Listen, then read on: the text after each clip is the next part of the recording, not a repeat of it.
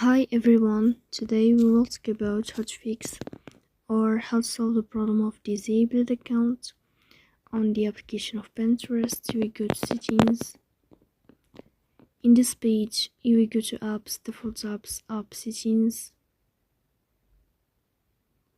In this page, you will go to this window of Pinterest and you will click here. Then this page of app info, you will click on first stop and you will click OK. Here you will enter to the window of storage. Then we click on clear cache, but pay attention, don't click clear data because that can delete your account. Here you can turn off your Wi-Fi and you can turn on your Wi-Fi again. So please don't forget to support us by like and subscribe. See you next time and thank you for your watching.